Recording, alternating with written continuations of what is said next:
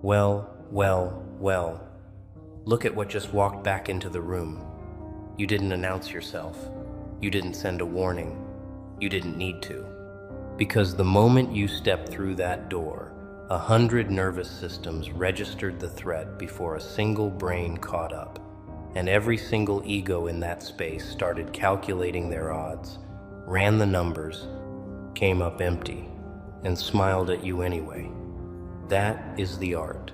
That is the weapon. That is what you've become without even trying. And before we go any further, the book is here. Joker's Crown. How the man they laughed at became the one they fear. Everything they mocked you for. Every room that dismissed you. Every moment you stayed silent while they celebrated too early.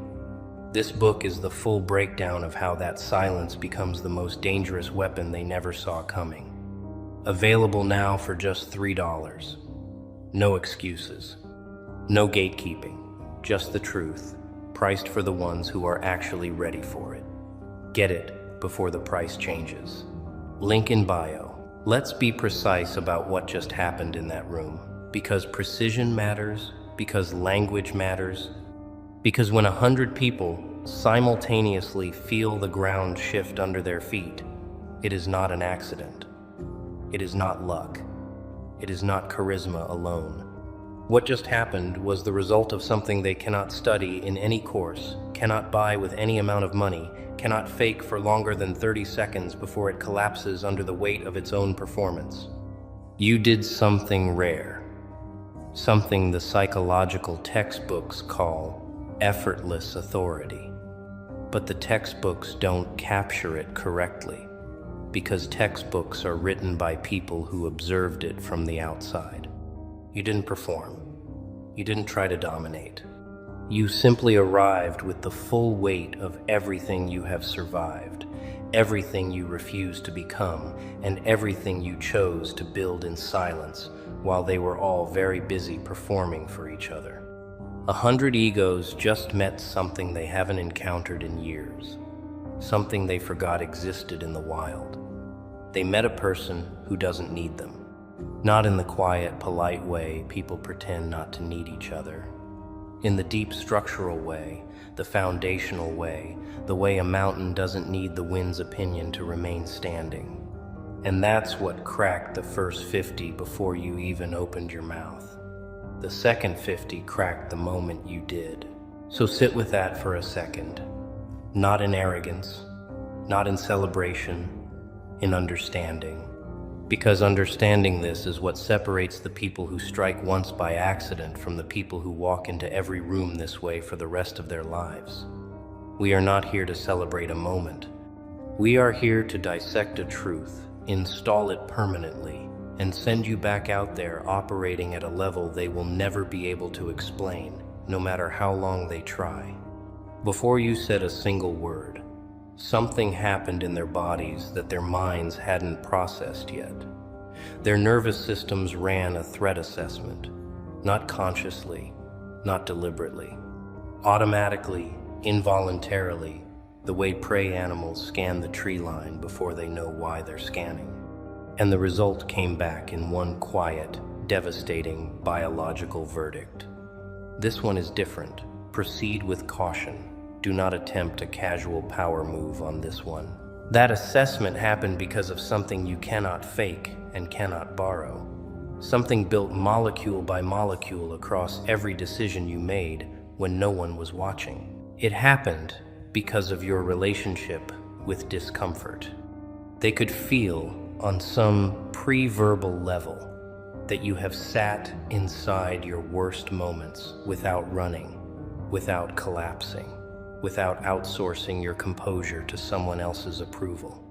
That residue lives in the body. It shows in the posture, in the stillness, in the quality of the pause before you speak. The first 10 people who looked at you, they looked away first. Not because they were being polite, not because they were disinterested, because holding eye contact with someone who genuinely doesn't need you to look at them is deeply destabilizing to a psychology built on mutual need. They are used to the subtle negotiation, the social eye contact that says, "I see you," and waits for, "I see you too." You did not participate in that negotiation, and it short-circuited them completely. The next 30 felt something different, a specific flavor of inadequacy that doesn't announce itself as inadequacy. It announced itself as irritation. They told themselves they found you arrogant.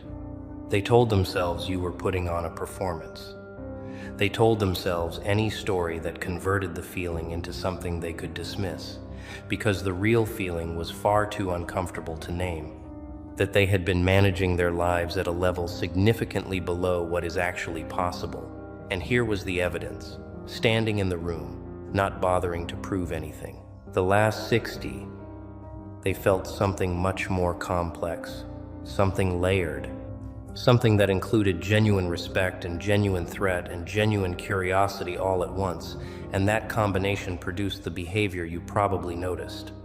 They came to you. They initiated. They found reasons to be near you.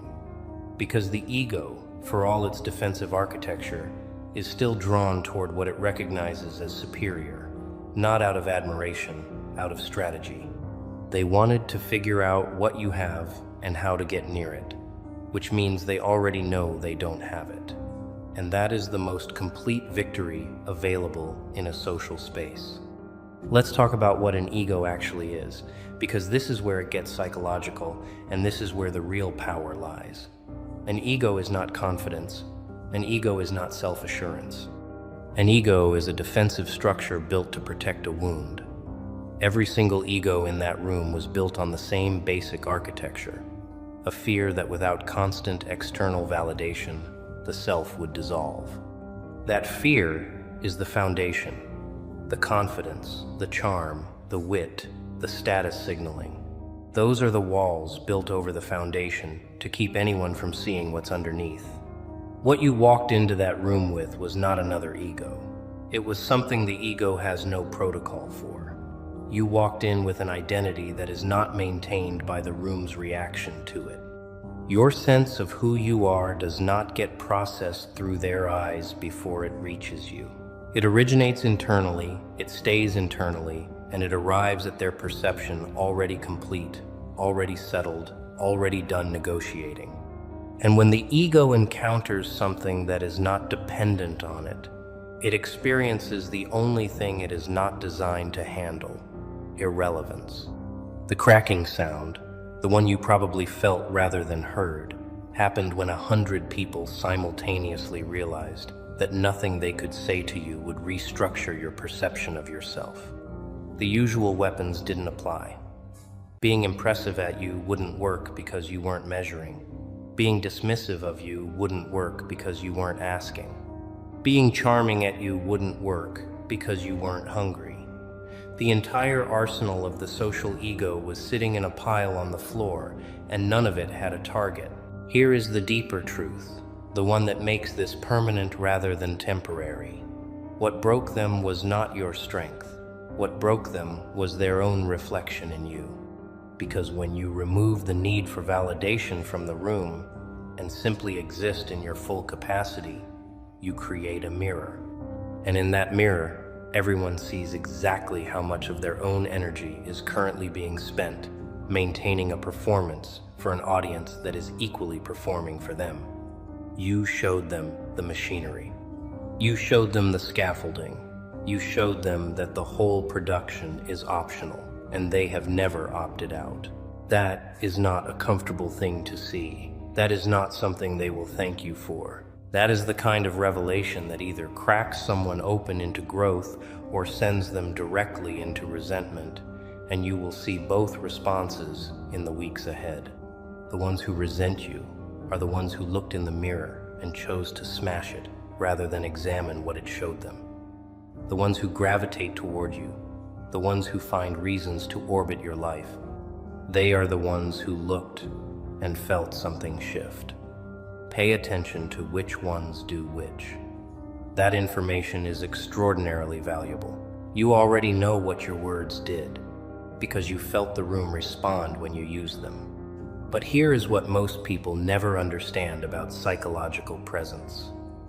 The silence did more damage than anything you said. The pauses, the spaces between sentences, the moments when you simply did not fill the air with sound. Those were the moments that restructured the room's understanding of the power dynamics more completely than any argument, any display, any perfectly crafted statement ever could have. Most people are terrified of silence, deeply, structurally terrified, because silence creates a space that their anxiety immediately fills with worst-case scenarios. Silence in conversation means they don't like me. Silence after a statement means I said the wrong thing. Silence in a group means everyone is judging me. The ego is essentially a machine for converting silence into self-condemnation, and most people talk compulsively, reflexively, endlessly, not because they have things to say, but because silence feels like falling. You let it fall. You sat inside it. You used it deliberately with the full knowledge that every second of your comfort in it was being felt as a second of discomfort by everyone watching. The people who talk too much in uncomfortable silences, they are giving themselves away.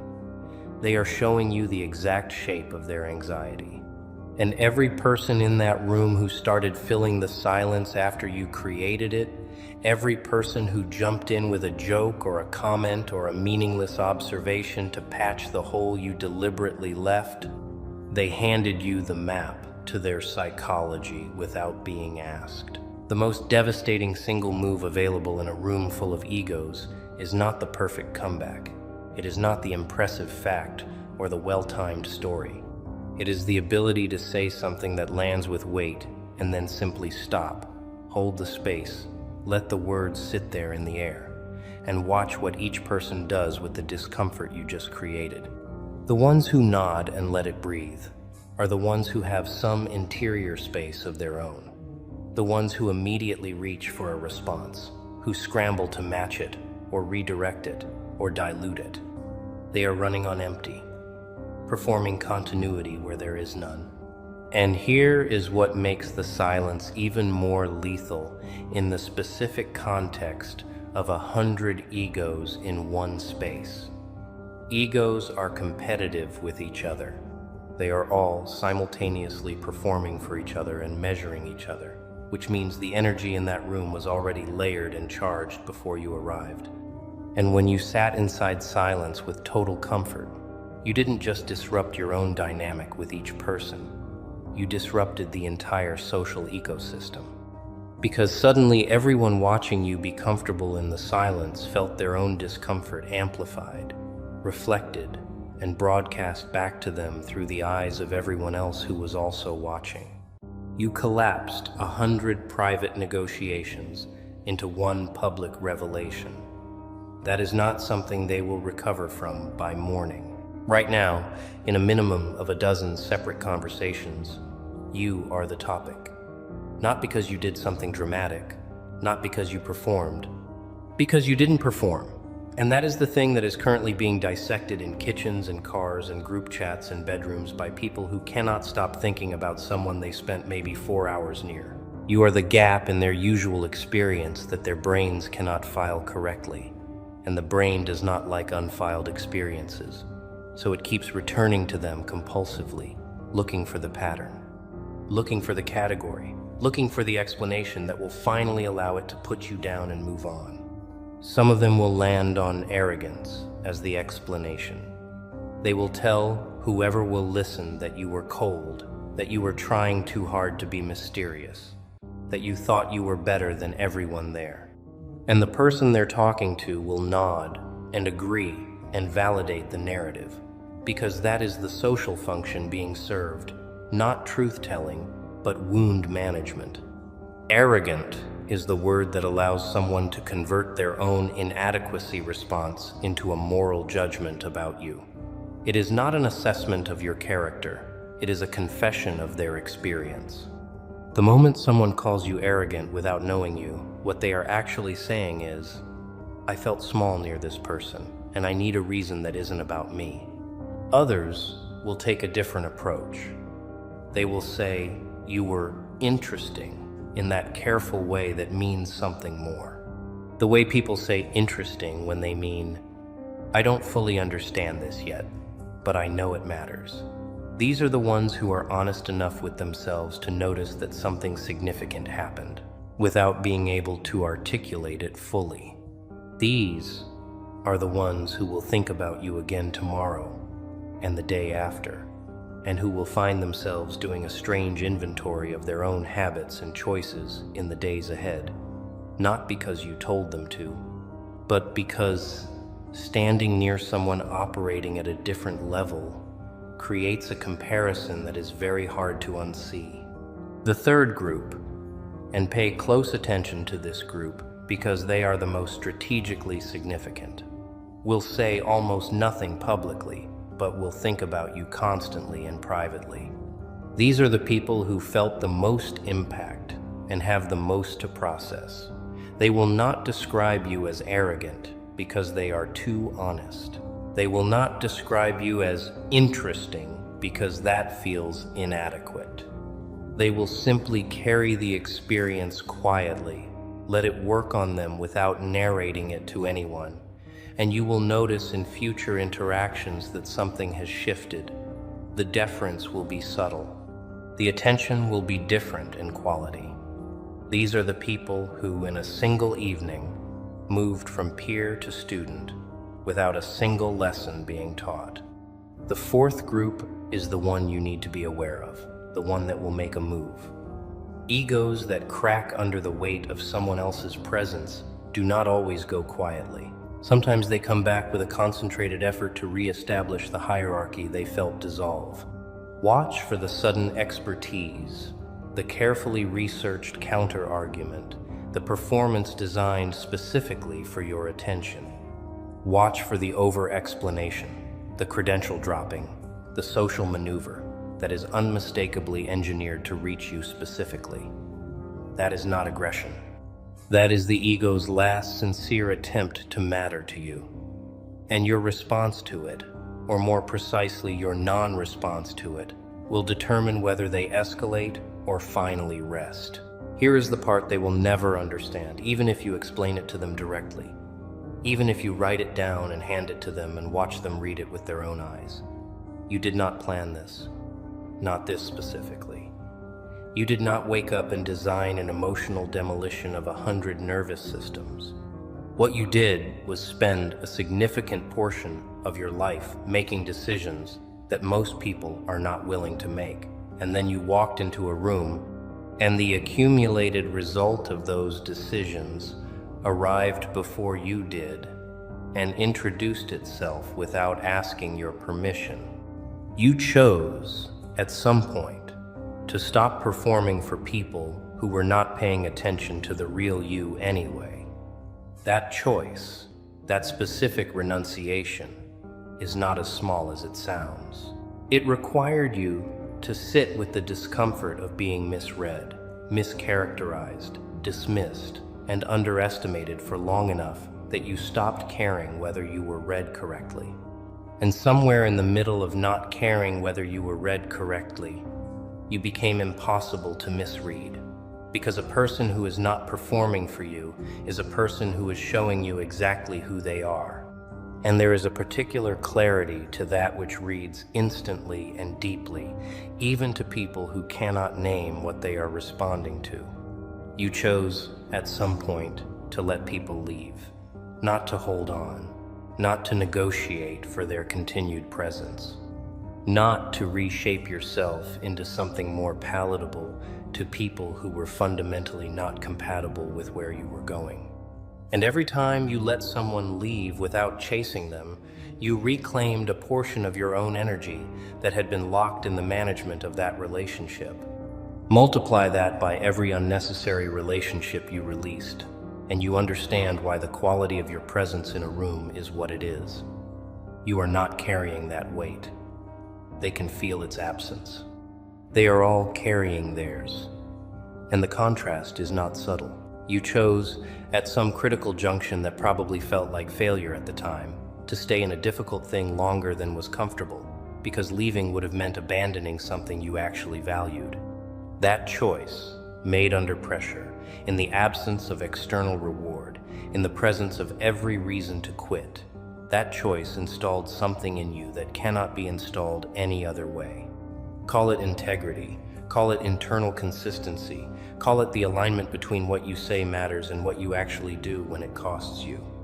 Whatever you call it, it is visible, it is felt, and it is the single most powerful component of what happened in that room tonight. The 100 egos that cracked today were not cracked by your performance. They were cracked by your non-performance. They were cracked by evidence, by living proof that the way they are spending their lives is a choice and not an inevitability. You showed them that it is possible to move through the world without running the constant social performance, without the anxiety maintenance, without the exhausting management of how you are being perceived at every moment. You showed them that someone chose differently and survived and arrived at something that they, with all their performance, have not arrived at. That is the most destabilizing thing one human being can show another, and you did it without trying. And that is the part that will keep them awake. They will come back. Not all of them, but the important ones will. And they will come back changed. And they will come back pretending not to be changed, which is the most important detail of all. Because a person who has been genuinely impacted and is too proud to admit it will approach you with a studied casualness that is exactly as casual as a chess move. And if you are paying attention, you will see the calculation underneath the ease. And you will know that you are dealing with someone who has spent time since you last met, thinking about how to stand near you without flinching again. This is where your real leverage lives. And by leverage, I do not mean manipulation. I mean the structural advantage that belongs to the person whose internal state is not dependent on the interaction's outcome. When they come back performing casual, and you receive it with genuine ease, the asymmetry compounds, because they are working. You are not. They are managing their presentation. You are simply present. And the energy cost of managing a performance versus the energy cost of being genuinely present is so vastly different that it shows continuously in every microsecond of the interaction. And they feel it every moment without being able to name it. The ones who come back with something to prove are the ones who give you the most information. Watch what they try to prove. Watch which specific qualities they perform in your presence that they did not perform before you met. If they perform expertise, you revealed an insecurity about their knowledge. If they perform social ease, you revealed an insecurity about their likability. If they perform busyness, you revealed an insecurity about their significance. People perform for their specific audience, and the performance is always precisely shaped around the wound that audience revealed. You become, for a certain category of person, the one they are rehearsing for. And the more clearly you demonstrate that you are not measuring them by those metrics, the more intensely they will escalate the performance, which is its own quiet devastation to watch. The ones who come back genuinely are the rarest and the most valuable. These are the people who experience the crack, not as defeat, but as opening, who went home and sat with the discomfort instead of medicating it with narrative, who asked themselves difficult questions instead of looking for a story that let them off the hook. These people are not coming back to compete. They are coming back because they felt something real near you and they want more of what produced that feeling. Not specifically you, but the quality of presence you demonstrated, the reality of it, the texture of it, the proof that it exists in a human being and therefore might be possible for them. These people become the best people in your life. And then there is the very last category, the smallest, the most significant, the ones who don't come back at all. Not because they are resentful, not because they are unaffected, but because the experience was complete, because something shifted in a single encounter that did not require a follow-up. These are the interactions that ripple outward without your knowledge, the ones that echo in decisions made in rooms you will never enter, in conversations about situations you will never be told about. These are the most powerful impacts available to a human being, the kind that continue working long after you have moved on to the next thing, touching people who will never know your name. That is the reach of someone who operates at the level you operated at tonight. Well, well, well. Look who made it out. Spotless. Still breathing. Still here. After everything they threw at you, after every coordinated whisper, every manufactured crisis, every quiet little sabotage dressed up in concern, you didn't just survive it. You came out the other side with a cigar in your hand and a smirk they can't explain. And if you want to understand the philosophy behind why people like you don't break, why the ones who get thrown into the fire come out laughing, then you need to get your hands on the Joker doctrine. The art of the last laugh. The complete manual for people who were written off, underestimated, and left for dead, and chose to make it the funniest thing that ever happened to them. Link is right below this video. Go get it. They called it fire, you called it fuel, and that right there, is the difference between someone who was built for this world and someone who was just passing through it. Because you were supposed to break. Let's be brutally honest about that. You were supposed to shatter into something they could sweep up, catalog, and move on from. You were supposed to become a cautionary tale, something people whispered about at dinner tables as a warning. You were supposed to be the before picture, the collapsed building, the story that ends at chapter 3 with no sequel. But here you are, chapter 37. And the plot just keeps thickening. They wrote your ending before your story was halfway told. How arrogant, how wrong. They threw fire at a person who had already learned to walk through it. They sent storms at someone who had been quiet in hurricanes before. They aimed their best weapons, gossip, exclusion, manipulation, silence, betrayal, at a target that had already absorbed worse and come back cleaner. And now you're laughing. Not the kind of laugh that's nervous or hollow or performed for an audience. The deep, low, unshakable laugh of someone who finally sees the entire board and realizes they were never losing. They were just not done yet. So settle in. Get comfortable. Because what we're about to do together isn't a motivational speech. It isn't a pep talk. It isn't someone handing you flowers and telling you it gets better. This is a reckoning, a dissection, a cold and precise examination of exactly what happened to you, why it happened, who was behind it, and why, despite every coordinated effort to erase you, you are not only still here, but more dangerous, more focused, and more impossible to stop than you have ever been in your life. And somewhere out there, they're watching this. They always watch. And they already know this is about them. This is about you. And the gap between those two sentences, that gap is everything. Let's not soften it. Let's not call it a misunderstanding or a rough patch or a difficult season. What happened to you was a coordinated effort to end your credibility, drain your confidence, and collapse the version of yourself that was too bright for people to look at directly.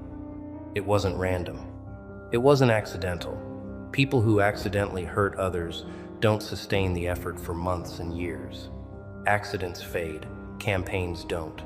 And what was launched against you was a campaign. They started with your reputation, because that was the easiest lever. They understood that if they could control how others perceived you before those people ever had a chance to form their own opinion, they could build a wall between you and your own potential allies. They whispered just loudly enough to be overheard. They framed their gossip as concern. They made cruelty look like caution. I'm only telling you this because I care, and it worked for a while. Because people trust a warning more than they trust a stranger. That's human nature. And these people knew how to exploit human nature with surgical precision. Then they came for your peace. Because a person who has lost their peace is a person who cannot think clearly, cannot move strategically, and cannot project the kind of stillness that intimidates people who rely on chaos for control. They introduced friction into your relationships. They engineered misunderstandings. They made sure that just when you started finding your footing, something new would surface, a rumor, a question, a coldness from someone you trusted that would force you back into defense mode, back into explaining yourself, back into the exhausting business of managing perception instead of building a life. And when that wasn't enough, they came for your identity. That is the most serious crime in this list, because your reputation can be rebuilt, your peace can be restored. But your identity, your core understanding of who you are, what you deserve, and what you're capable of, that is the fortress that, if breached, can take years to reconstruct. They wanted you to start believing their version of you. They wanted you to internalize the labels. They wanted the lie to become your autobiography. And for a moment, maybe for longer than a moment, it almost worked. Almost. But here's what they didn't understand. And here's what this entire script is really about. You were not the kind of person who stays infected. You were the kind of person who processes. Slowly, privately, painfully, but permanently. Every wound they opened eventually became scar tissue. And scar tissue, for those who don't know, is denser and stronger than the original skin. You didn't heal back to who you were. You healed forward into someone they never anticipated.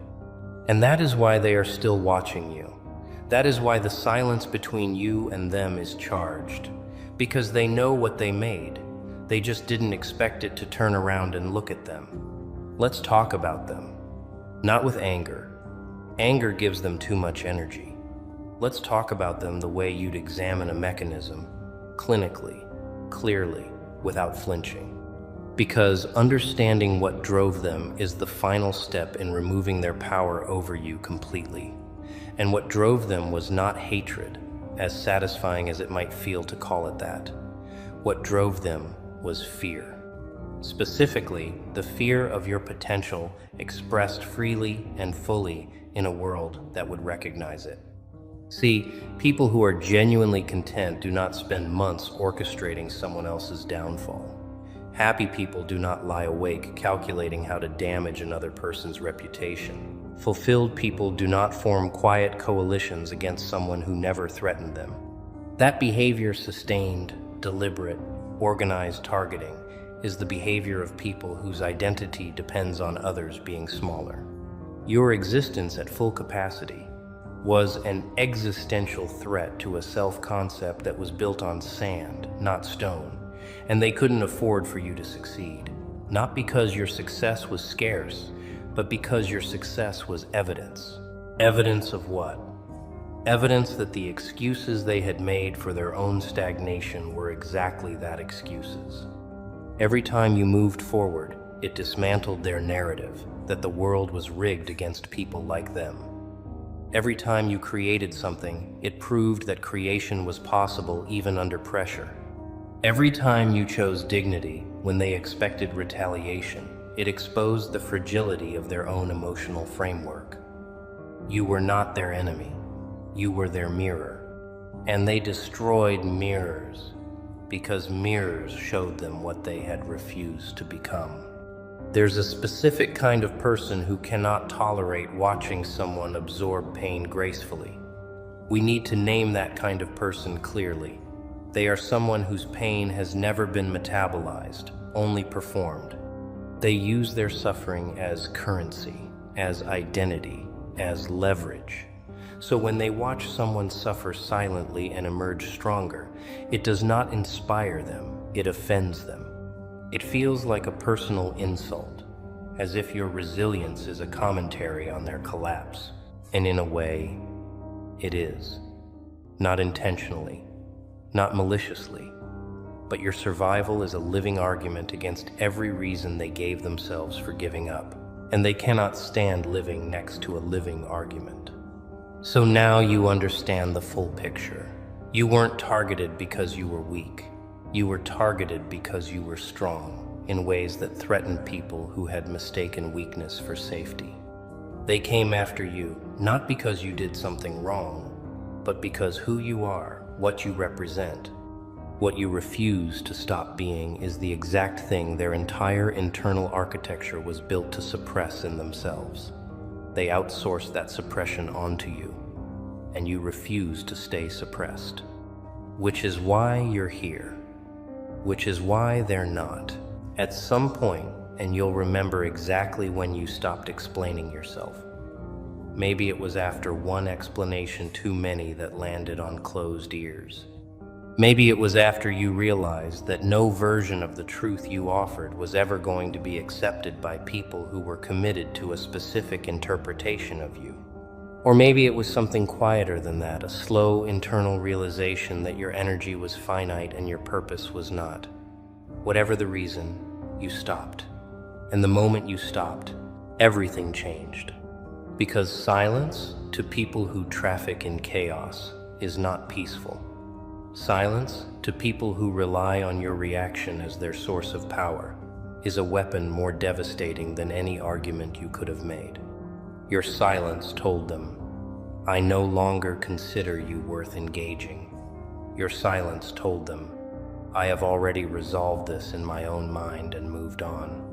Your silence told them, "Whatever narrative you are building about me is being constructed without my participation, and I am comfortable with that, because I am no longer living inside your story." And that was unbearable to them. They needed your voice. They needed your defense. They needed the fight, because the fight was how they maintained relevance in your life. As long as you were reacting even negatively, even in righteous anger, they had a role to play. They were the antagonist in an active story. But the moment you went silent, you removed them from the story entirely. You didn't banish them dramatically. You simply stopped writing them in. And there is nothing more destabilizing to a person whose identity is built on conflict than discovering they have been written out quietly, without ceremony, without even the dignity of a confrontation. Your silence also did something else, something they didn't anticipate. It gave you time. Time to build, time to think, time to position yourself.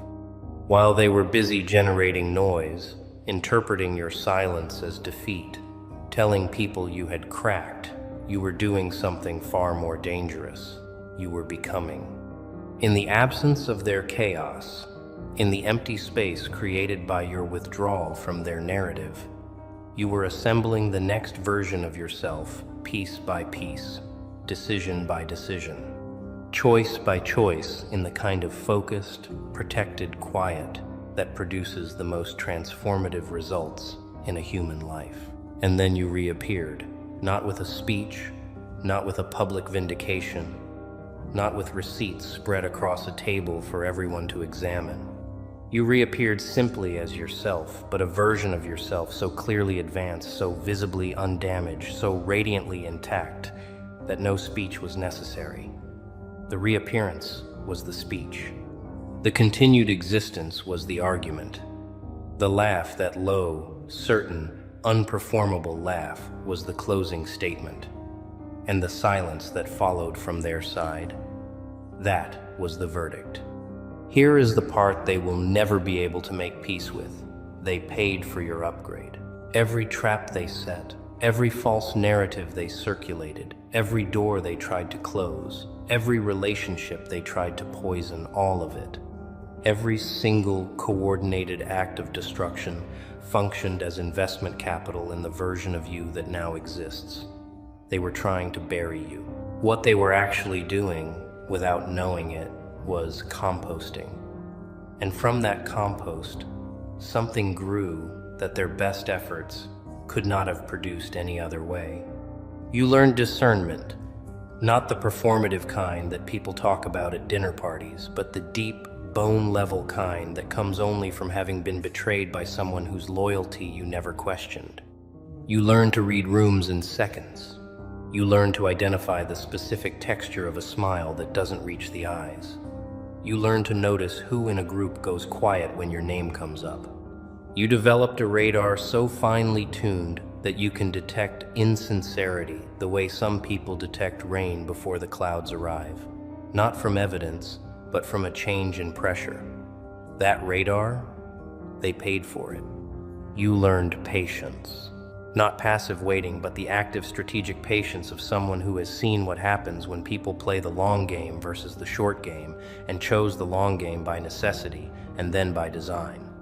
You learned that most situations that feel like emergencies in the moment are not, and that the people who treat everything as an emergency are almost always the ones with the least structural stability underneath.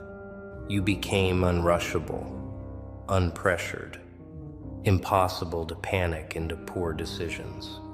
In a world full of reactive people, you became a still point. Try pricing that in any market you can think of. You learned the precise weight of your own company when you were stripped of the relationships that turned out to be transactional, conditional, or weaponized, when you were left with only yourself. During the hardest chapters, you discovered that yourself was actually enough, more than enough. You discovered interests you had ignored because you were too busy managing other people's emotions. You discovered a voice your own, unmodulated by others' expectations, that was sharper and more original than you had ever allowed yourself to believe. You discovered, in the furnace of isolation, that you were not hollow. You were full, just waiting to be recognized by someone who wouldn't flinch at the depth. And finally, most devastatingly, from their perspective, you learned how to not need their opinion, not as a posture, not as a coping mechanism, but as an actual operational reality. You genuinely stopped requiring their validation to know your own worth. And a person who does not need external validation to feel legitimate is a person who cannot be controlled, cannot be leveraged, cannot be destabilized by rumors or withdrawal of approval or public diminishment. You became, in every sense that matters, free. And the irony is thick enough to cut. They spent years trying to imprison you.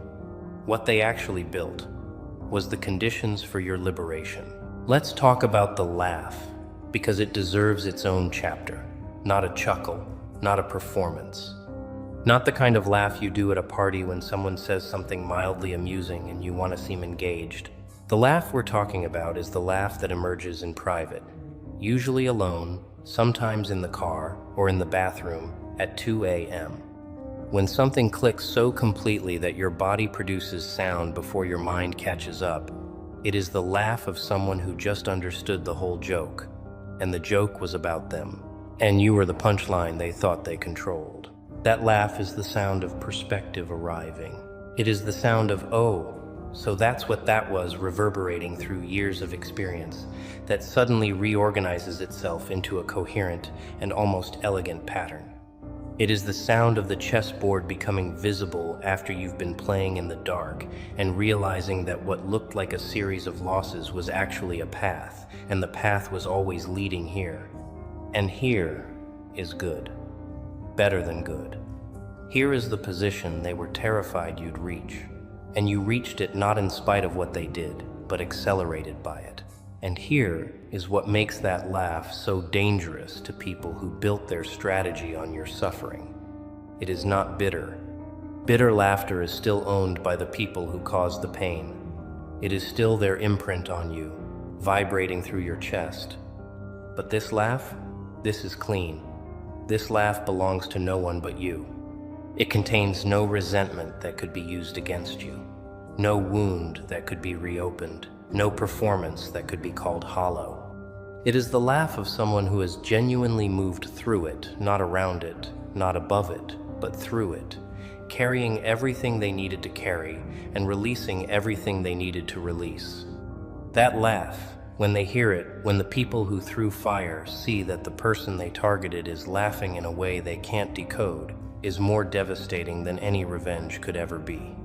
Because revenge would give them a role. Revenge would place them inside your story as the reason you acted.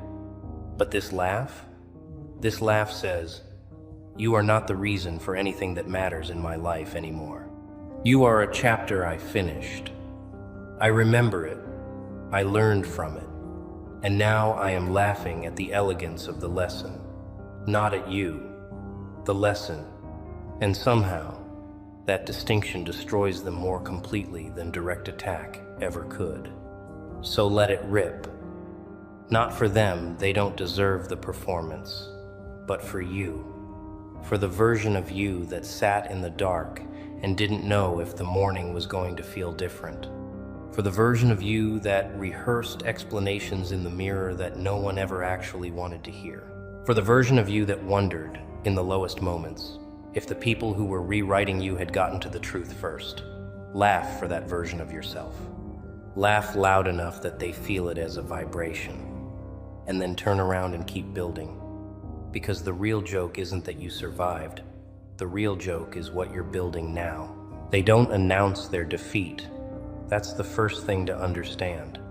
There will be no public moment where the people who tried to burn you raise their hands and admit they were wrong.